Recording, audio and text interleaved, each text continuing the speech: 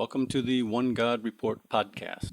This podcast is called More New Creation in the Gospel of John. In a previous podcast, episode number 7, we saw that the phrase, in the beginning, of the Gospel of John, chapter 1, verse 1, relates to the new beginning that God began with Jesus the Messiah. In the beginning of John 1:1, while being an intentional allusion to the Genesis creation, introduces a new beginning or new creation that begins with Jesus the Messiah. In this podcast, we will examine further the new creation theme in the Gospel of John, keeping in mind that the biblical new creation is not a demolition of the current heavens and earth, followed by a total new recreation of matter. Rather, biblical new creation is the rejuvenation or restoration of the current heavens and earth to the righteousness and goodness that God intends. Biblical scholars have recognized the new creation theme in the Gospel of John. I will read 3 quotes as examples from scholars who recognize that the Gospel of John is proclaiming God's work of new creation. The first quote is from F. Bruce, from his commentary called The Gospel of John, a Verse-by-Verse Exposition. Here is what F. Bruce wrote. It is not by accident that the Gospel begins with the same phrase as the book of Genesis. In Genesis 1:1, in the beginning, introduces the story of the old creation. Here, it introduces the story of the new creation. Unquote. The next quote is from N.T. Wright, from his article called What John Really Meant, the Gospel of the New Temple. John's opening move is, of course, bold. Are you really sitting down to write a new Genesis? Yes, replies John, because that is the truth to which I'm bearing witness. I'm telling a story about something that has happened in which heaven and earth have come together in a whole new way, about the fulfillment of the Creator's purpose for his creation. Unquote. The third scholar I'd like to quote is Leon Morris, from his commentary published by Erdman's called The Gospel According to John. Here's Leon Morris, quote, John is writing about a new beginning, a new creation, so he uses words which recall the first creation. He soon goes on to use other words which loom large in Genesis, such as life, verse 4, light, and darkness. Genesis 1 described God's first creation. John's theme is God's new creation, unquote. Now, these are just samples. Comments like these are found in many scholarly commentaries. Unfortunately, Trinitarian scholars, like the 3 quoted above, seem to forget what they say about new creation in John's Gospel, as they then go on to contradict themselves by interpreting John chapter 1 as referring directly to the Genesis creation. These commentators seem to ignore their own comments about the new creation in John's Gospel and then interpret John 1 as describing some second God person or the Logos or Word who participated in the original creation of rocks and planets and trees and animals and humans as described in Genesis 1. This is a concept found nowhere else in any of the other 65 books of the Bible. I suggest it is their presuppositions about a pre-existent Jesus or deity of Christ that force Trinitarian commentators back into an incorrect interpretation of the Gospel of John's introduction. These modern commentators apply a non-Hebraic theological framework about a pre-existent Logos, God person, a theology that was developed in the 2nd to 4th centuries after Jesus, and they apply it onto this 1st century AD Hebraic document. Applying pre-existent Logos or deity of Christ interpretations onto John 1 has at least 2 very unfortunate consequences. First, doing so creates a contradiction between John 1 and so much of the rest of the Bible that says that Yahweh, God, the Father alone is creator. And there are many, many scriptures that could be referred to in this vein. I'll just quote one as an example. Isaiah 44:24, quote, Thus says Yahweh, your Redeemer, who formed you from the womb.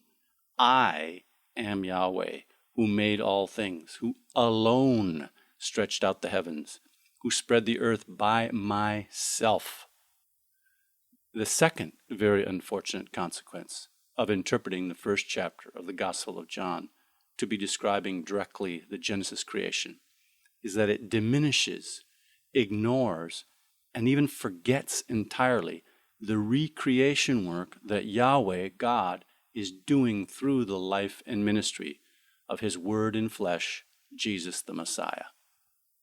So let's look at the idea that the Gospel of John is presenting a new beginning, a new creation. I've titled this next section, The God of the Old Testament, Yahweh, is the God of new beginnings. The Old Testament is the foundation for knowing that new beginnings are the specialty of the God of the Bible, that is Yahweh. That is, a Hebraic, biblical thinking person could recognize that the Gospel of John is declaring that God, through Jesus, has begun something new, which the Old Testament writers expected and longed for. Perhaps the most prominent and obvious new creation references are spoken by Yahweh through the prophet Isaiah. Some examples: Isaiah chapter 65, verses 17 to 18. Yahweh says, quote, "For behold, I create new heavens and a new earth, and the former things shall not be remembered or come to mind. But be glad and rejoice forever in that which I create. For behold, I create Jerusalem a rejoicing, and her people a joy." Unquote. And here's Isaiah 66, verse 22. "For as the new heavens and the new earth which I will make shall remain before me, says Yahweh, so shall your descendants and your name remain." Unquote.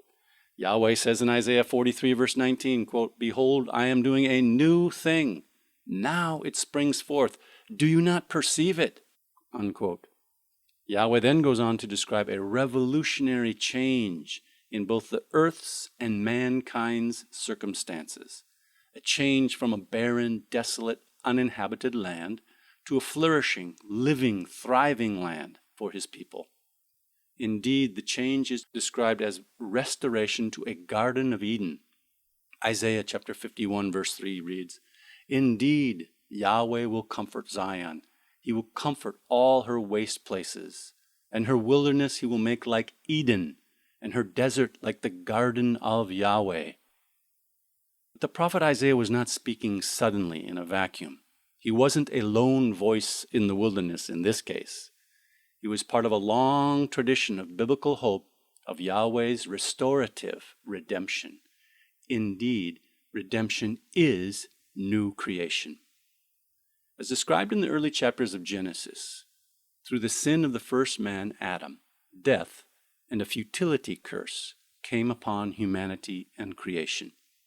But God said he would not leave humanity and creation forever subject to death and destruction under the futility curse. Instead, God promised a reversal of death and removal of the futility curse, and that reversal would come through a descendant of Eve, that is, through a human being. The Apostle Paul knew of this promise of restoration and recreation, and that it would come through one man. Let me emphasize this. The Hebrew Scriptures anticipated, and the New Testament proclaims, that the redemption and restoration of humanity and the earth comes through one human being. Paul says in Romans 5:15, quote, "For if many died through one man's trespass, much more have the grace of God and the gift in the grace by that one man, Jesus Christ, abounded for many." Unquote. Note a couple of Old Testament parallels to how God works redemption through one man, which anticipate the work through the one man, Jesus, the Messiah. The author of Genesis described an example of the death of humanity and destruction of the earth in the floodwaters in Noah's day. Humanity, except for one human being and his immediate family, was destroyed by the floodwaters. The old world perished. The old world was destroyed. But the receding of the waters brought renewal of life and a new world, a new beginning, a kind of new history. In the New Testament, the perishing of the old earth by the flood is described in 2 Peter chapter 3, verses 5 to 6. Quote, "An earth formed out of water and by means of water, through which the world that then existed was deluged with water and perished." Likewise, 2 Peter 3:13 goes on to say how the current age is destined to be purged by fire. Quote, "But according to his promise," that's God's promise, "we wait for a new heavens and a new earth in which righteousness dwells." Unquote. Again, it should be emphasized that the biblical new creation does not involve a demolition of the current heavens and earth, followed by a total recreation of matter. Rather, as with the destruction and renewal of the earth after the flood during Noah's time, the new creation is a renewal or a restoration of the current heavens and earth to the righteousness and goodness that God intends. You can see that in 2 Peter 3:6. This is an important point. Renewal and restoration are affirmation that God's creation is good. Indeed, like God said, very good. To maintain that this earth will be totally demolished by disintegration contradicts what God said, that this material world is good, and rejects God's promise that he can and will restore creation to righteousness. Biblical belief is not Neoplatonic that wants to escape the created world to some nebulous disembodied state. So, through the one man, Noah, humanity was restarted on a renewed earth. With Noah, God began a new beginning. It's fair to say that Noah, as later Jesus, was a kind of second Adam. Through one man, God formed a new humanity with a new covenant on a new land. Now consider another man, one single individual, one human being, through whom God brought about a new beginning. As we said, new beginnings are Yahweh's specialty. Yahweh God chose one man, Abraham. He was called Abram at the time of his choosing, and through him formed a new covenant people, or community of God. When the one man Abraham's descendants, through his barren 90-year-old wife Sarah, had multiplied, God redeemed them, brought them out of slavery into a promised good land. Known by Abraham's grandson as Israel, the Bible views Israel's exodus from Egypt through the waters of the Red Sea as a new beginning, a kind of new creation. Note the parallels, how God's Spirit, or wind, was involved in making dry land appear at these three events. First, the creation account of Genesis. Second, after the flood in Noah's day. And third, at the crossing through the Red Sea. The redemption of Israel out from Egypt was a new beginning, a new creation. No wonder Israel was to begin his calendar year by starting with the month of the Exodus. Again, we need to remember that redemption is a kind of new creation, a new beginning. God redeemed Israel, established a new covenant with a new community, which he called my people. And God promised and gave his people a new good land. The possession of a good land by the people of Israel is both a reflection back to Eden, but also a paradigm of the land to be given to the covenant people of God created in Jesus the Messiah. The meek shall inherit the earth. And keep in mind, all this began and came about through one man, Abraham. In just a minute, we'll look at more biblical examples of Yahweh God bringing about a new creation, or a new history, a restart, or renewal and restoration to a kind of Garden of Eden. But for Israel's prophets and people, All these biblical examples looked forward to the ultimate new creation, the consummation, the removal of death and the futility curse. And for Israel's prophets and people, this ultimate new creation was to come with the Messiah. This is what the Gospel of John is telling us. The new creation has begun. So now this next section we'll call some examples of new creation in John's Gospel. Try Googling new creation in the Gospel of John and see that the world of biblical scholarship and laity has and is recognizing that the Gospel of John is describing God's new creation work in and through Jesus the Messiah.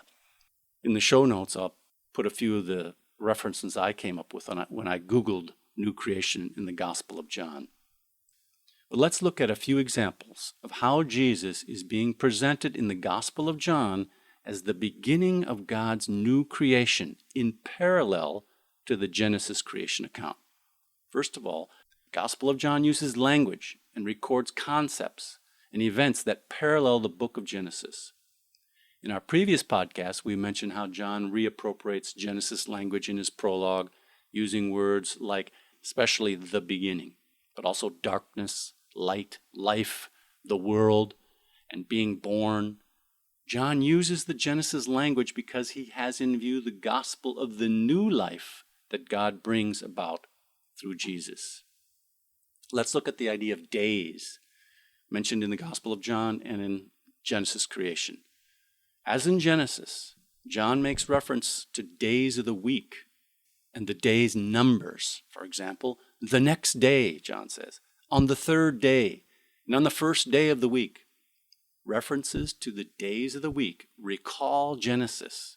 It is quite likely that the 7 days mentioned in the first chapter of John are an intentional allusion to the 7 days in the first chapter of Genesis. Let's look at the idea of being in a garden, both in Genesis and in John. Like the first Adam, the Gospel of John describes how Jesus wrestled with doing God's will in a garden. Compare Genesis 3, 1-6 with John 18, 1 and 26. The first Adam failed in the garden, but Jesus, the second Adam, obeyed. Also, the climax of John's Gospel, the resurrection of Jesus to life, is set in a garden. I'll read John 19:41. Quote, "Now in the place where he was crucified, there was a garden," unquote. Compare Genesis 2:8. Quote, "And Yahweh God planted a garden in Eden in the east, and there he put the man whom he had formed," unquote. John is the only gospel that mentions these gardens, and in doing so alludes to the original man, Adam, in a garden. After his resurrection to new life, the first person to see the resurrected Jesus was Mary Magdalene. Mary thought that Jesus was, surprise, surprise, a gardener. The scene is a recreation, indeed a restoration, of the first man, Adam, who was placed by Yahweh God in the Garden of Eden. Again, I'll read Genesis 2:8. Yahweh God planted a garden in Eden in the east, and there he put the man whom he had formed. That's Genesis 2:8. Compare John chapter 20, verse 15. The book of Genesis starts with a man, a gardener in a garden, but then exiled from that garden. John's gospel has a resurrected man, considered to be a gardener, back in a garden. Now the phrase, "it is finished," a language parallel between Genesis and John. In his prayer, the night before his crucifixion, the Gospel of John records the words of Jesus speaking to his Father, Yahweh. In John 17:4, Jesus says, "I have finished the work which you gave me to do." Compare John 4:34. Then, for the Gospel of John, the last words of Jesus on the cross were, "It is finished." It's John 19:28, also verse 30. The words of Jesus recall Genesis 2, 1-3. Thus the heavens and the earth were finished, and all the host of them. And on the seventh day God finished his work, which he had done, and he rested on the seventh day from all his work which he had done. In John's Gospel, the Sabbath arrives after the completion of Jesus' work at his death. See John 19:30-31. Jesus died on the evening before a Sabbath. His work was finished. The women and the apostles rested on the Sabbath, while Jesus rested in the grave. Then John reiterates that what happened next occurred on the first day of the week. It's John 20, verse 1 and verse 19. The first day of the week is another allusion to Genesis. Jesus was raised to new life on the first day of the week, the first day of the new creation. The historical fact, the resurrection of Jesus on the first day of the week, overlaps with the theological declaration that this is the first day of creation renewal.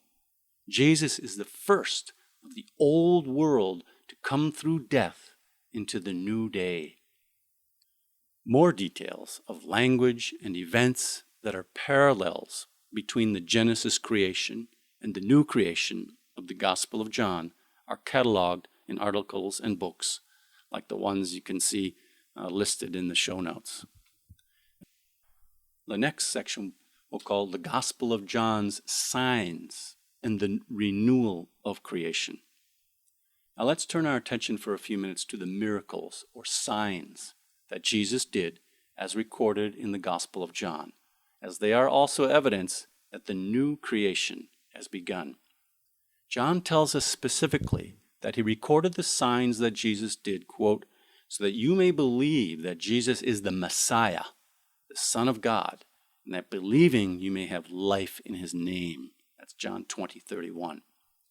The signs that John presents are evidence that as the Messiah, Jesus ushers in the redemptive transformation of the old creation to the new. Let's look at the first sign miracle that Jesus did, or as Jesus said, that God did through him. John 3:2, 5:36, and 10:32, and compare Acts 2:22, that God did the miracles through Jesus. The first sign is the changing of water into wine at the Galilean village called Cana. This water to wine event is a sign of the coming of the new, of the breaking in, of the recreation, of restoration, of the joy and abundance of the age to come. When Noah stepped off the ark onto the new world, after worshiping God, what was the next thing recorded that Noah did? He planted a vineyard. That's Genesis 9, verse 20. Vineyards and the wine produced, used properly, of course, became one of the main biblical symbols of hope, of renewal, of the renewal of life, peace, joy, provision, and abundance on God's renewed earth. It's not because of the alcoholic potential of grapes that makes vineyards and wine a symbol of the age to come. The Bible clearly warns of the misuse of wine. But along with other agricultural abundance, the vineyard and wine became fitting symbols for God's blessings upon mankind, because God doesn't provide man with just subsistence water, but with the rich abundance, sweetness, joy, beauty, luxury exemplified by wine, a product of peaceful inhabitation on the good land that God has given mankind. During the Solomonic kingdom, for instance, Israel, for however so briefly, had a taste of the peace, joy, and prosperity of a kingdom ruled by a son of David. The Bible described this as a time when, quote, Judah and Israel dwelt in safety from Dan to Beersheba, every man under his vine and under his fig tree, all the days of Solomon. That's 1 Kings 4:25. Compare Micah 4:4. Wine and vineyards are a chief sign of Yahweh's restored blessing upon his people Israel. On the other hand, the symbol of wine and vineyards can be used in a negative way. The prophets saw the lack of vineyards and lack of wine as a sign of the futility curse of the current old age and old system of paradise lost We read from Isaiah chapter 24, verses 4 to 7. The earth mourns, Isaiah says, and withers. The world languishes and withers. The heavens languish together with the earth. The earth lies polluted under its inhabitants, for they have transgressed the laws, violated the statutes, broken the everlasting covenant. Therefore a curse devours the earth, and its inhabitants suffer for their guilt. Therefore the inhabitants of the earth are scorched, and few men are left. The wine mourns, the vine languishes, all the merry-hearted sigh. And here's Joel 1:12. The vine dries up, and gladness dries up from the children of men. But Yahweh promises restoration. Here is Isaiah again, who promises a reversal, the curse removed. Isaiah chapter 25, verses 6 to 8.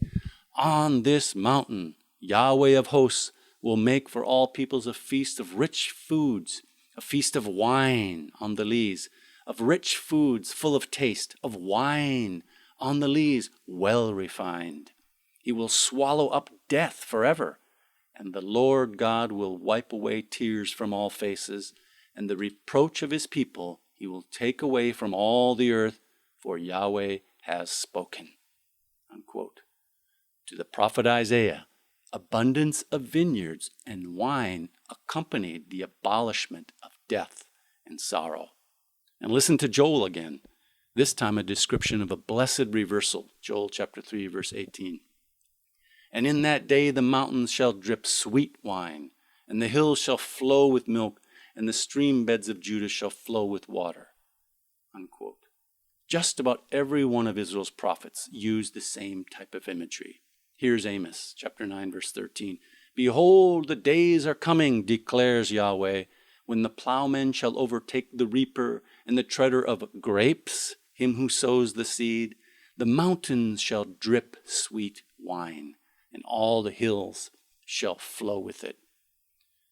One Bible commentator says, vineyards and wine exist at every turning point in redemptive history and represent God's plan for creation brought to consummation, of God's desire for his people to experience joy and happiness. Wine is consummated creation. Now, on the night before Jesus was put to death at Passover, Jesus associated the coming of the kingdom of God on earth with wine. Matthew 26:29, he says, I tell you, I shall not drink again of this fruit of the vine until that day when I drink it new with you in my Father's kingdom. Unquote. With so much rich symbolism from the Hebrew Bible and the New Testament connected to wine and vineyards, it is no wonder the Gospel of John records this, the first of his signs Jesus did at Cana in Galilee and manifested his glory, and his disciples believed in him. John 2:11. The glory that Jesus manifested was that he is the Messiah whose coming ushers in the promised restoration of creation, symbolized in the Hebrew Scriptures by abundant provision of wine. All of the signs that John's Gospel records are evidences that through Jesus the Messiah, God is bringing about the promised redemption of mankind and creation renewal. Let's look at the lame walk and the blind see. No Old Testament prophet ever healed the lame or gave sight to the blind. These signs seem to be reserved for the Messiah and are evidence of the Messianic age, when restoration comes, when the new breaks in. For the New Testament authors, these miracles of restoration to health are evidences, signs that Jesus is the Messiah. It is also of note, oddly enough, that none of the synoptic Gospels, that's Matthew, Mark, and Luke, none of them describe a miracle of Jesus done in Jerusalem, okay, except for one small exception in the book of Matthew. There's one verse that mentions Jesus' miracles in Jerusalem in Matthew. But otherwise, the miracles done in Jerusalem are described only in John's Gospel. with great detail. Jerusalem is the place, as the psalmist says, that Yahweh has commanded eternal life. Psalm 133, verse 3.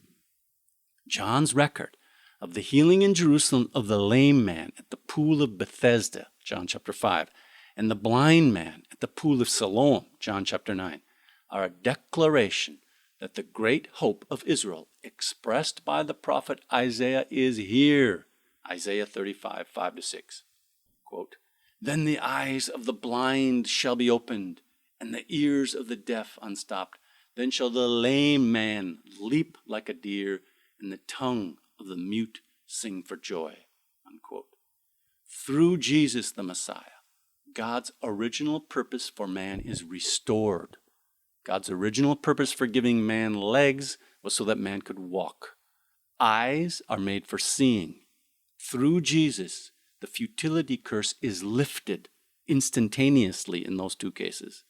As John recorded, and Jesus said, Jesus, quote, made a man's whole body well, unquote.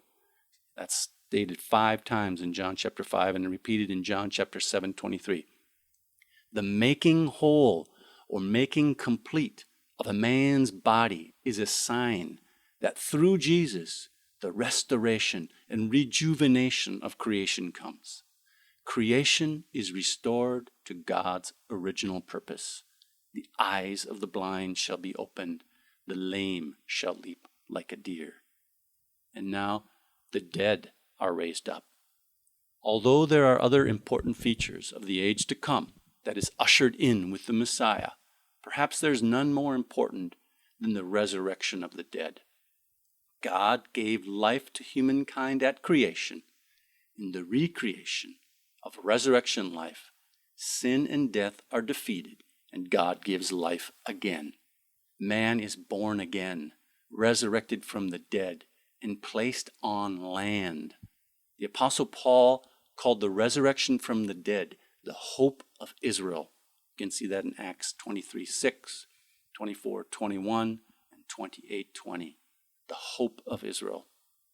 Contrary to biblical Hebraic thought, the Greek thinker, and this applies to much of Western Christianity today, sought bliss in some disembodied, non-material existence. But not so the biblically minded Hebrew, whose hope was in the promise of God, the bodily resurrection and life on a renewed earth in which righteousness dwells. The Gospel of John records 2 resurrections, both in the vicinity of Jerusalem. These resurrection accounts are signs that the Messiah, Jesus, is here, that the new has come. Death is defeated. The dead are raised. Resurrection of the dead is the ultimate evidence of renewal, of recreation. The first resurrection in the Gospel of John is that of Lazarus in chapter 11. The event is infused with the idea that the resurrection accompanies the coming of the Messiah. Jesus says, "I am the resurrection and the life."